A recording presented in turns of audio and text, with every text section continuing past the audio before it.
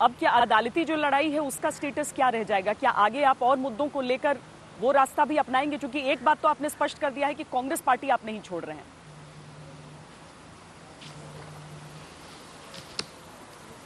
कौन छुड़वाना चाह रहा था और कौन छोड़ रहा था? अपनी बात रख रहे थे और आज भी रख रहे हैं।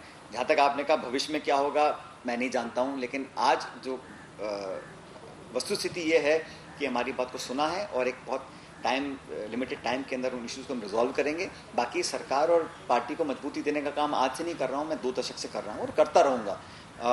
भविष्य में क्या होगा मैं नहीं कह सकता हूं, क्योंकि आज से 6 साल पहले किसको पता था कि मैं आज इस पद पर रहूंगा या नहीं रहूंगा। तो हम लोग काम करेंगे, लोगों को साथ रखेंगे और मैं हमेशा एक जोड़ने वाला व्यक्ति अपने आप को बनाना चाहता हूं। जब मैं 5 साल विपक्ष में था तो अलग अलग गुट थे, अलग अलग लोग थे, सबको हम जोड़ कर लाए, हाथ पैर जोड़े, किसी को मनाया, किसी को मुस्कुराया, तब लोगों को जोड़ा।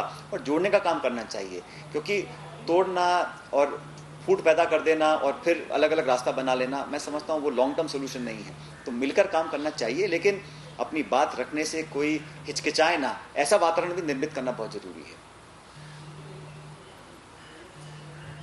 क्या वाकई कांग्रेस में युवा वर्सेस बुजुर्ग पीढ़ी है, पुरानी पीढ़ी वर्सेस नई पीढ़ी है? अब पता नहीं, धीरे धीरे मैं तो अधेड़ उम्र का हो गया हूँ, अब युवा भी नहीं बोलता अपने आप को और बुजुर्ग भी नहीं बोलता।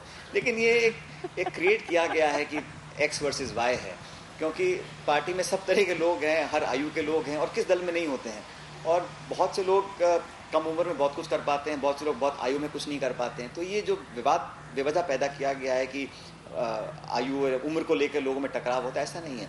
मुझे लगता है कि रिजल्ट ओरिएंटेड काम करना चाहिए, जिस ताले में जो चाबी फिट हो जाए वो यूज करनी चाहिए। जिस तरीके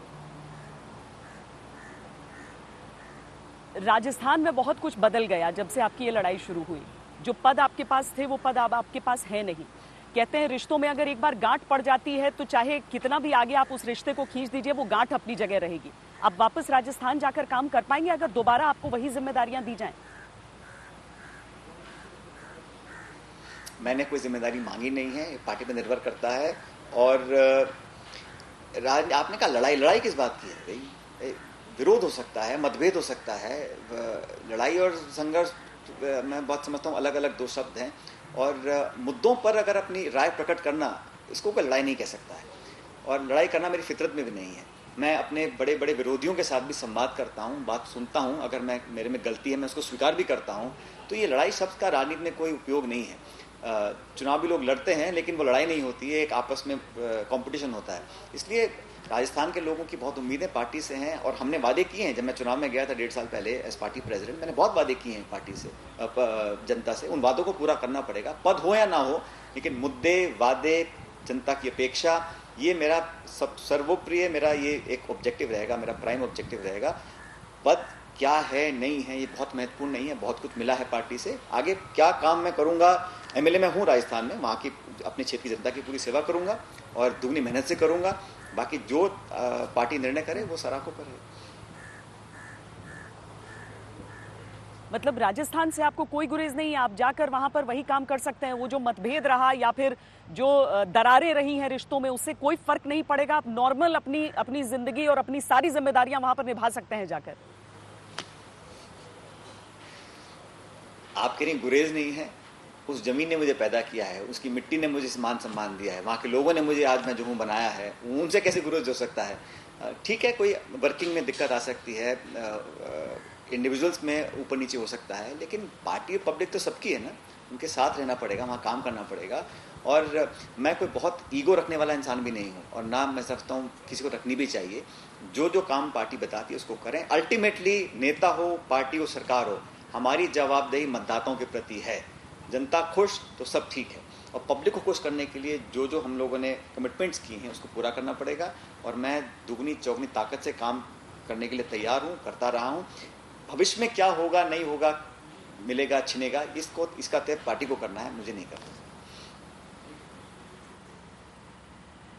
एक और चीज पे स्पष्टीकरण चाहूंगी सज्जन जी, वो ये कि शुरुआत में ऐसा बताया जा रहा था कि शायद खुलकर बातचीत नहीं हो पा रही है। जब रणदीप सुरजेवाला भी प्रेस कॉन्फ्रेंसेस कर रहे थे, वो कह रहे थे कि संपर्क नहीं हो पा रहा है, कहा जा रहा है आने के लिए, आप आ नहीं रहे हैं, आप अपनी जिद पर अड़े हुए हैं।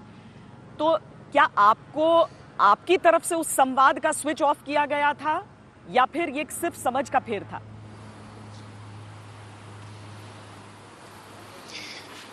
भविष्य के गर्भ में क्या है हमको नहीं मालूम, और अतीत में जो बीत चुका है उसको कुरेदने से कोई फायदा नहीं है। और मैं किसी भी मेरे साथी जो हमारे कांग्रेस के साथी हैं, बहुत सी बातें कहीं या बोली गई होंगी, मैं उस पर टिप्पणी नहीं करना चाहता हूँ, क्योंकि उसका कोई मतलब नहीं है। जो रात गई सो बात गई, मैं उसको काउंटर करूँ या कुछ और उसका स्पष्टीकरण दूँ या उसके बारे में उल्लेख करूँ, मैं समझता हूँ शोभा नहीं देता।